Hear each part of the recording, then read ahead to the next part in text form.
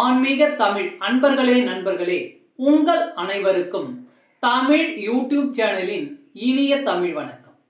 தாய்மொழியால் இணைவோம், தாய்மொழியை வளர்ப்போம். வாழ்க தமிழ், வளர்க தமிழ்.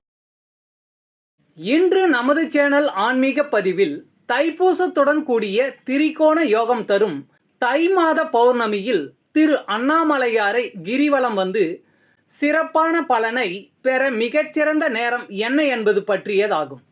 இப்பதிவினை கேட்டு அதன்படி அண்ணாமலையாரை கிரிவலம் வந்து அண்ணாமலையாரின் அருளை பெறவும், மேலும் இப்பதிவிற்கு லைக் மற்றும் ஷேர் செய்யவும், அது மட்டுமின்றி இதுவரை இந்த சேனலுக்கு நீங்கள் சப்ஸ்கிரைப் செய்யவில்லை என்றால் சப்ஸ்கிரைப் செய்து பெல் பட்டனையும் அழுத்தி ஆதரவு அளிக்கவும் அன்புடன் கேட்டுக்கொண்டு, ஆன்மீக பதிவில் திருவண்ணாமலையில் கிரிவலம் செல்ல மிகச்சிறந்த நேரம் என்ன என்பதை அறிவோம்.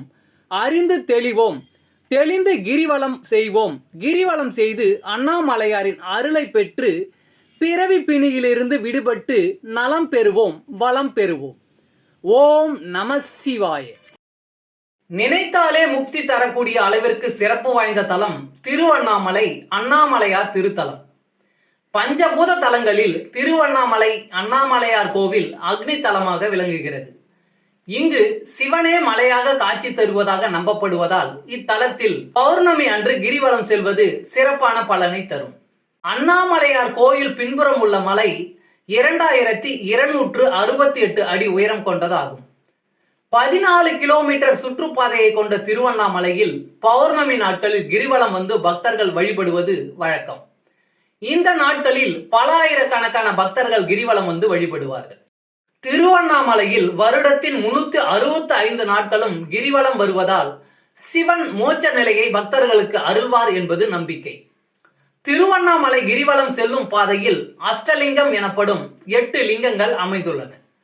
இந்த அஷ்டலிங்கங்கள் இந்திரலிங்கம், அக்னிலிங்கம், யமலிங்கம், நிருதிலிங்கம், வருணலிங்கம், வாயுலிங்கம், குபேரலிங்கம், ஈசானிய லிங்கம் என்ற பெயர்களை கொண்டுள்ளது. இந்த 8 லிங்கங்களையும் பக்தர்கள் கிரிவலம் வரும் பாதையில் தரிசனம் செய்தால் துன்பங்கள் நீங்கி சுகவாழ்வு கிடைக்கும் என்று சாஸ்திரங்கள் கூறுகின்றன. இந்த 8 லிங்கம் உட்பட கிரிவலம் வரும் பாதையில் ஆதி அண்ணாமலை, நேர் அண்ணாமலை, சந்திர சூரிய லிங்கங்கள், 16 விநாயகர் கோவில்கள், ஆதி காமாட்சி அம்மன் என மொத்தம் 99 கோவில்கள் உள்ளன. பௌர்ணமி நாட்களில் கிரிவலம் வருவோர் பௌர்ணமி திதி தொடங்கி முடியும் நேரத்திற்குள் கிரிவலம் வருவது மிகவும் சிறந்தது. பக்தர்கள் கிரிவலம் செய்யும் பொழுது யாரிடமும் பேசாமல் சிவநாமத்தை மட்டும் உச்சரித்து கிரிவலம் வந்தால் அனைத்து பலன்களையும் பெறலாம்.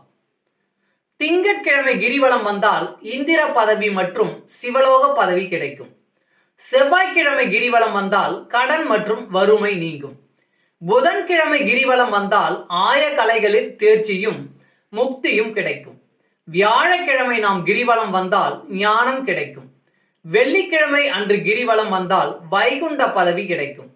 சனிக்கிழமை கிரிவலம் வந்தால் பிறவி பிணி அகலும். ஞாயிற்றுக்கிழமை கிரிவலம் வந்தால் சிவலோக பதவியும் புத்திர பாக்கியமும் கிடைக்கும். ஒவ்வொரு மாதமும் பக்தர்களின் வசதிக்காக கிரிவலம் செல்ல உகந்த நாள் மற்றும் நேரம் ஆகியவற்றை தமிழ் யூடியூப் சேனல் சார்பாக அளித்து வருகிறோம். அந்த வகையில் தைப்பூசத்துடன் கூடிய தை மாதத்தில் வரும் திரிகோண யோகம் தரும் பௌர்ணமியில் கிரிவலம் செல்ல உகந்த நேரம் என்னவென்று பார்த்தால், திருவண்ணாமலையில் தை மாத பௌர்ணமி கிரிவலம். திருவண்ணாமலையில் தை மாத பௌர்ணமியில் கிரிவலம் புதன்கிழமையான இன்று இரவு 9:49 மணிக்கு தொடங்கி வியாழக்கிழமை இரவு 11:23 மணிக்கு முடிகிறது. இந்த நேரத்தில் பக்தர்களாகிய நீங்கள் கிரிவலம் செய்வது மிக மிக சிறப்பை சேர்ப்பதுடன் அண்ணாமலையாரின் அருளும் சிறப்பாக கிட்டும் என்பதில் எந்தவித ஐயமும் இல்லை. ஓம் நம சிவாய. கிரிவலம் செய்வோம், நலம் பல பெறுவோம். தமிழ் அன்பர்களே நண்பர்களே, ஆன்மீக பதிவில் இன்று தை மாத பௌர்ணமியில் கிரிவலம் செல்ல உகந்த நேரம் என்ன என்ற பதிவை உங்களுக்காக அளித்ததில் நான் பெருமை கொள்கிறேன். மேலும் இப்பதிவில் அளிக்கப்பட்ட தகவல்கள் அனைத்தும் யான் அறிந்து கொண்டவை. யான் அறிந்த இந்த தகவல்கள் ஏதேனும் ஒரு வகையில் உங்களுக்கு உதவ வேண்டும் என்ற நோக்கிலே இங்கே அளித்துள்ளேன்.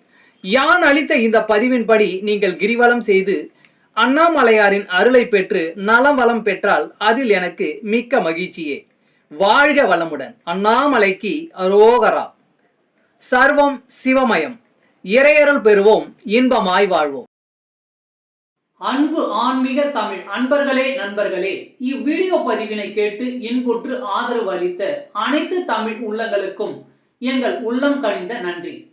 மேலும் இப்பதிவு உங்களுக்கு பிடித்திருந்தால் லைக் மற்றும் ஷேர் செய்தும், இதுவரை இந்த சேனலுக்கு நீங்கள் சப்ஸ்கிரைப் செய்யவில்லை என்றால் சப்ஸ்கிரைப் செய்து பெல் பட்டனையும் அழுத்தி ஆதரவு அளிக்கவும் அன்புடன் கேட்டுக்கொள்கிறோம். மிக்க நன்றி. அடுத்த பதிவில் உங்களை விரைவில் சந்திக்கும் வரை உங்களிடமிருந்து விடை பெறுவது தமிழ் யூடியூப் சேனல்.